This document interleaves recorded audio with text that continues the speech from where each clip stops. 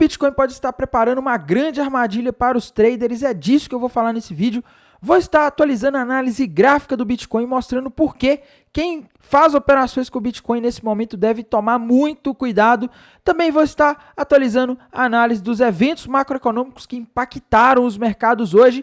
Hoje tivemos eventos extremamente relevantes que mexeram com o mercado de ponta cabeça, viraram tudo e mesmo assim o mercado está subindo. Estamos numa volatilidade insana nas bolsas americanas. Também vou estar atualizando a análise das principais criptomoedas, a análise de sentimento do Bitcoin. Mas antes de continuar, meus queridos, não deixe de se inscrever aqui no canal Criptográfico no YouTube, ativar o sininho para receber as notificações, deixar o like para dar aquela força, deixar seus comentários aí embaixo. Se você quiser que eu analise alguma moeda, deixa aí nos comentários, porque eu vou responder você analisando essa moeda aí mesmo, tá? E ainda vou responder os comentários dos últimos dias.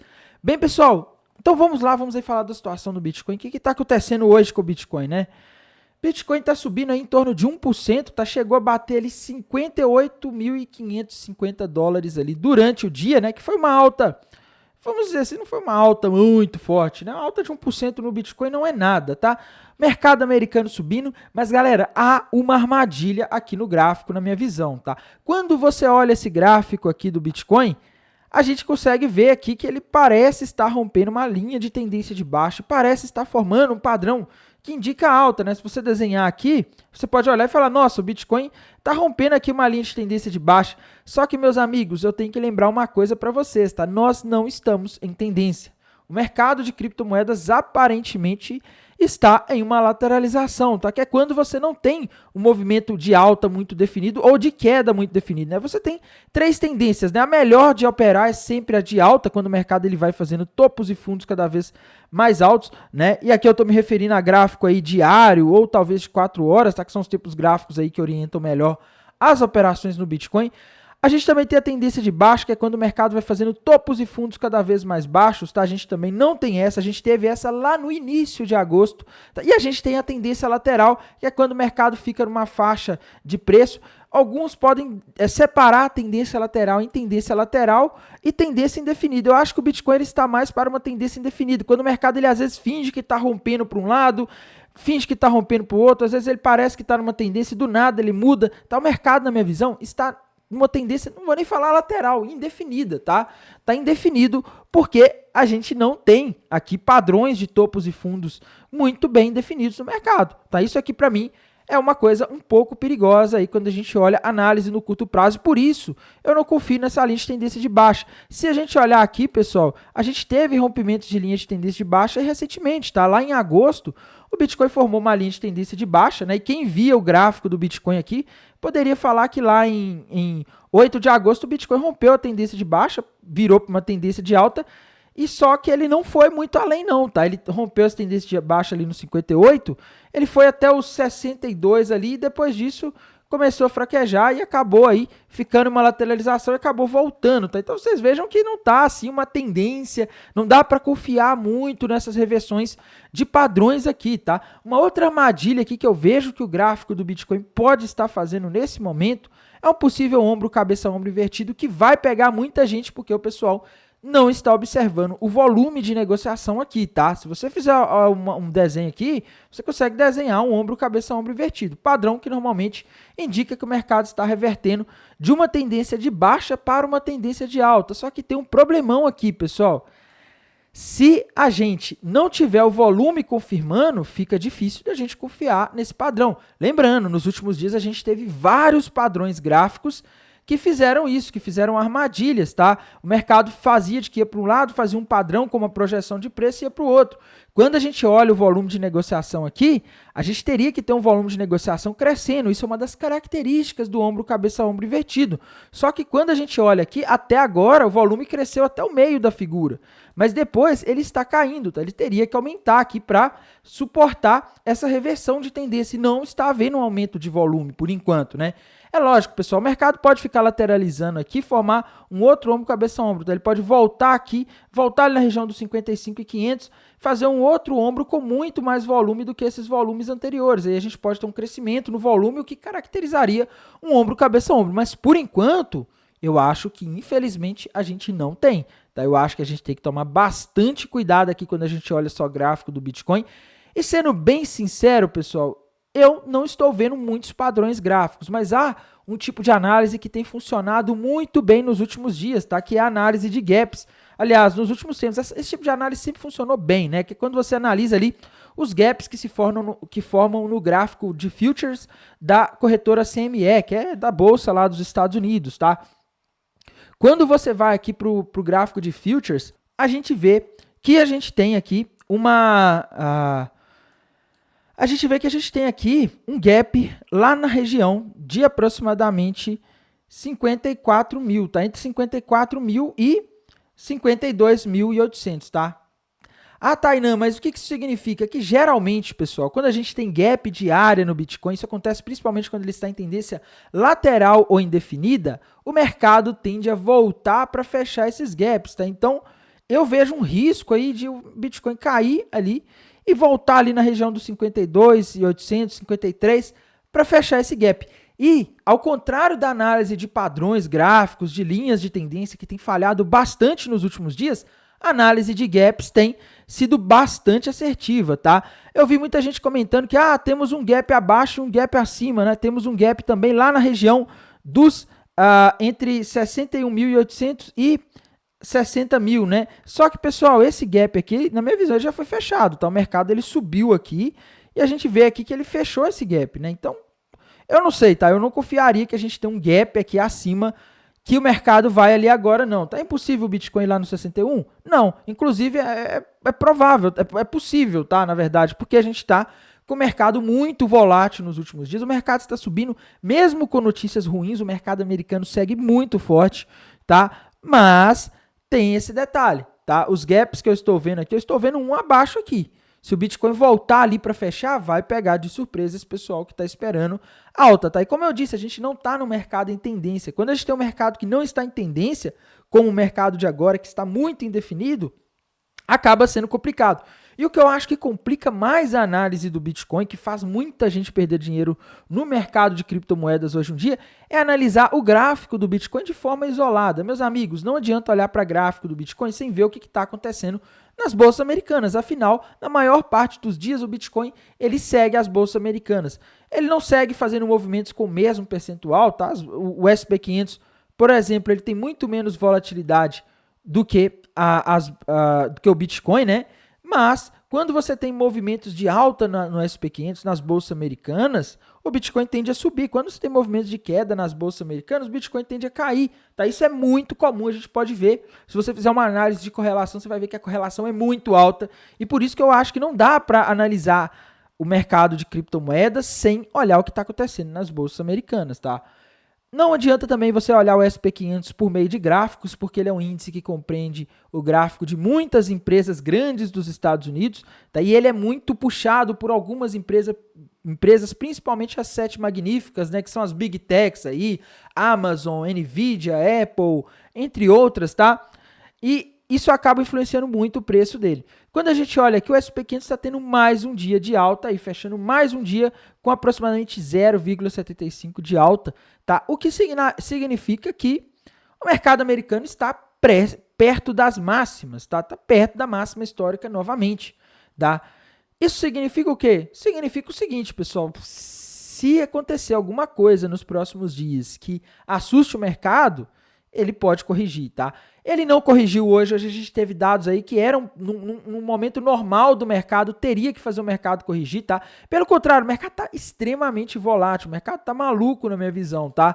Porque ali na hora em que saiu o dado de inflação de manhã, a gente teve uma queda, tá? A gente vê ali que a partir das 9h30, vocês conseguem ver melhor aqui, vou colocar o gráfico mais no meio aqui para vocês verem, tá? 9h30 da manhã o mercado vira para a queda, né? E ali depois, ali por volta das 11 horas, quando abre o mercado americano, ele abriu em alta e sustentou essa alta aí pela maior parte da tarde, tá?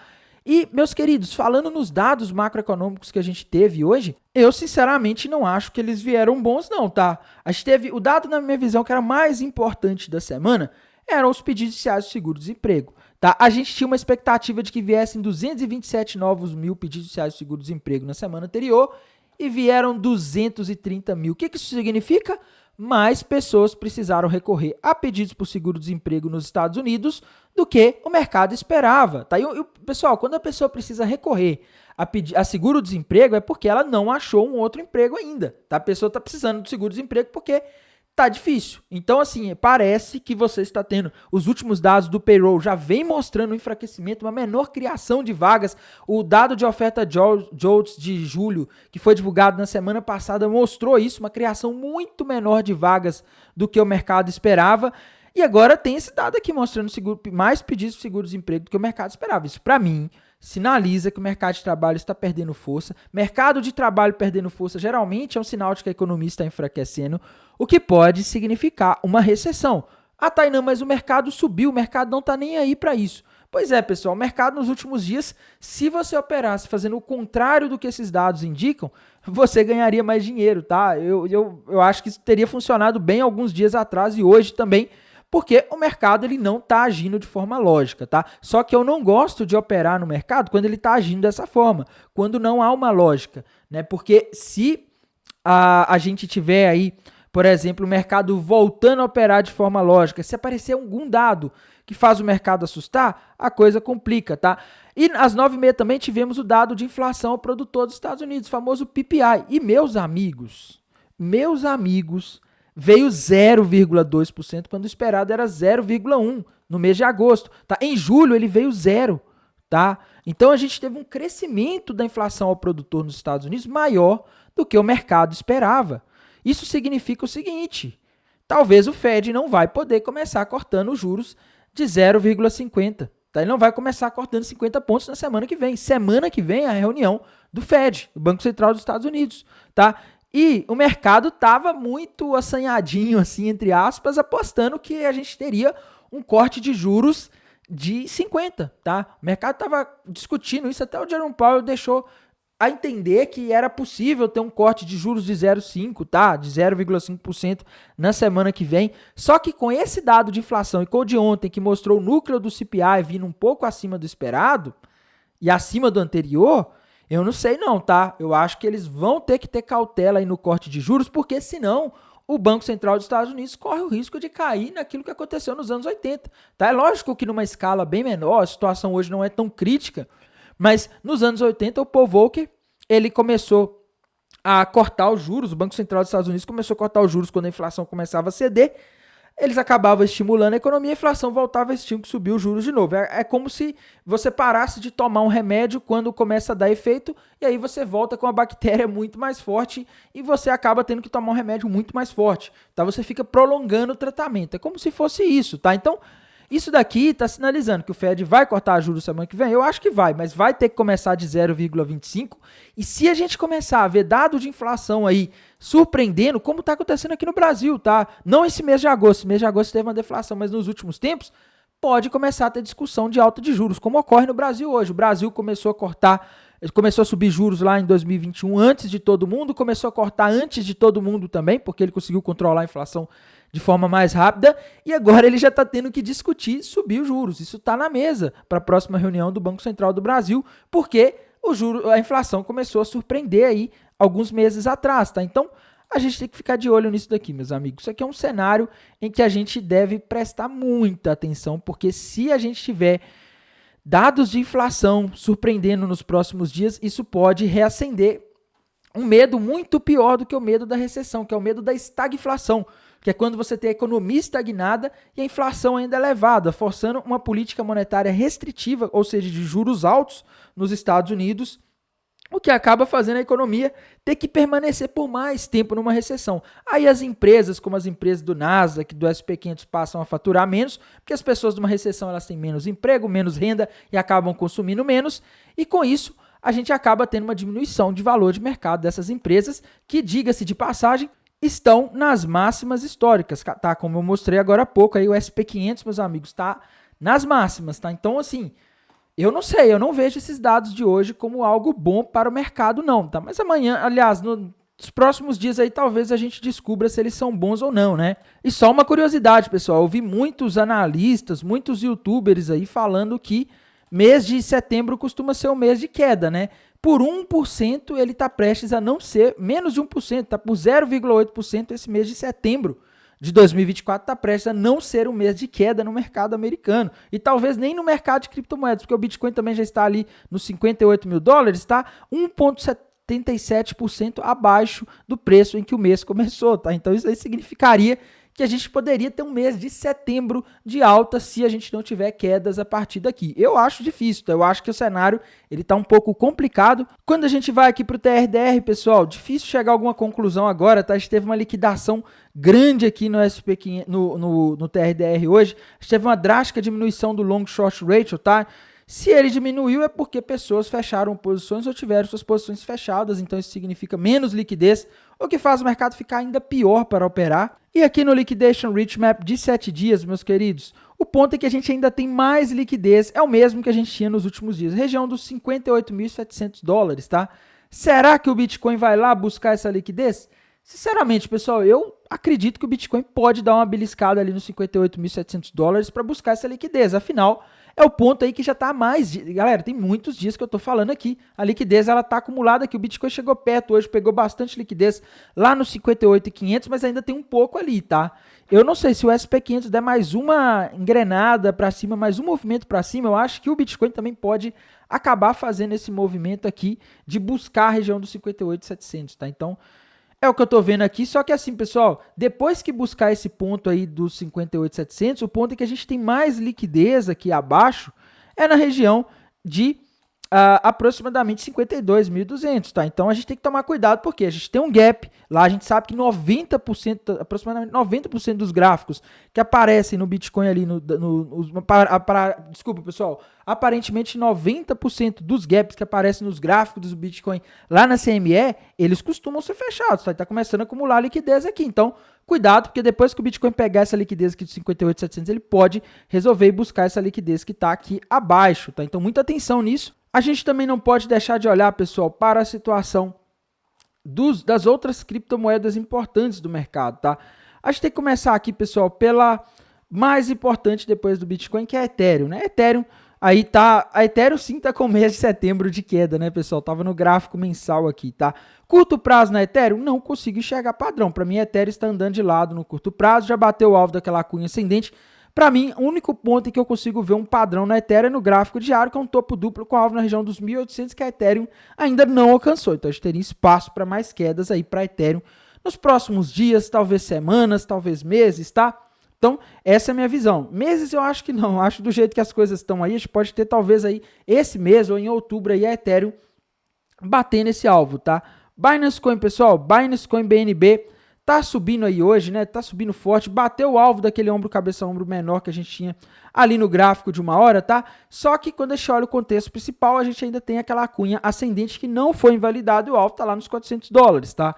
Solana, tá? Moeda importante aí no mercado. Solana, pessoal, para mim ela tá no range aqui, enquanto ela não romper ou 135 aqui, 136, pode colocar até 138 aqui, tanto faz, ela não vai sair desse range, tá? Enquanto não sair, não tem muito o que operar. O mercado fica lateral, o mercado lateral é horrível para você fazer trading, tá? XRP, pessoal, XRP é a moeda de pump and dump, né, galera? Não tem jeito, a gente sempre vê uns pumps malucos no gráfico da XRP e hoje não foi diferente, tá? Hoje a XRP chegou a subir aí mais de 7% ali por volta das 9 horas da manhã, porque saiu uma notícia de que a Grayscale vai lançar um produto ali baseado em Trust, que vai permitir que investidores se exponham a XRP de forma mais segura, tá? Que seria como se fosse, seria aí um passo talvez para um possível ETF. Então o mercado se animou, XRP pulou de alegria na hora, subiu forte, tá? Mas já voltou aí para aquele modo de pump and dump, lateralização, tá? XRP é sempre assim, ela sobe muito rápido, dá uma explosão com alguma notícia que sai, depois fica um tempão lateralizando, depois faz um dump, sempre assim, tá? Eu, particularmente, pessoal, não estou abrindo posição nas moedas nos últimos dias, não, tá? Eu acho que o mercado está muito complexo, né? O fato de o mercado estar subindo quando você tem notícias ruins ontem, hoje. Na semana passada a gente teve notícias boas, algumas semanas atrás a gente teve notícias boas, o mercado caía, né? Assim, e não é porque o mercado de criptomoedas está fazendo isso, o mercado americano também está fazendo isso. Então, vocês veem que está um cenário assim, onde você não tem muita visibilidade, tá? Você não tem um comportamento muito fácil de entender, tá? Tron, pessoal, Tron para mim tá andando de lado, tá? Não consigo aqui ver um padrão novo. A gente pode forçar aqui um topo duplo nela, né? Se ela romper essa região dos 15 centavos de dólares para baixo, mas ainda não rompeu. Enquanto não romper, é difícil, tá? Acaba que a gente fica especulando muito aqui o que pode acontecer no futuro. Tom não para de subir nos últimos dias, tá? Ela tinha batido o alvo de um fundo duplo, que pode ter sido o início de uma reversão de tendência, e ela parece estar fazendo um ombro, cabeça, ombro invertido. E, pessoal, ao contrário do Bitcoin ali, que está com um padrão meio estranho, né? Aqui na Tom, você consegue desenhar um ombro, cabeça, ombro invertido com o volume aumentando, tá? Se você olhar aqui, você consegue desenhar o volume de negociação crescendo aqui na Tom e, ao mesmo tempo, um possível ombro, cabeça, ombro invertido. Isso aqui seria, sim, um sinal de alta, mas para confirmar, a gente precisa que ela consiga romper essa região aqui dos 5,70, tá? Se ela conseguir, aí a gente tem alvos grandes aí para Tom, tá? A gente teria um alvo aí de aproximadamente 6 dólares e 44 centavos para Tom, tá? Tainan, então você está dizendo para mim comprar a Tom porque ela vai... Não, tá? Ela tem que romper isso daqui. E lembrando, depende muito do Bitcoin, porque se as bolsas americanas corrigem de uma hora para outra, qualquer dia desse, puxa o Bitcoin, a Tom também, ela acaba caindo, tá? A maioria das altcoins não andam sozinha. Cardano, pessoal, tá... Aí fez um fundinho duplo ali no gráfico de uma hora, o alvo dela tá lá nos 38 centavos, 37 centavos, tá? Mas no contexto maior ela tem ainda uma bandeira de baixa que não foi invalidada. Então o gráfico da Cardano tá um pouco complexo aí.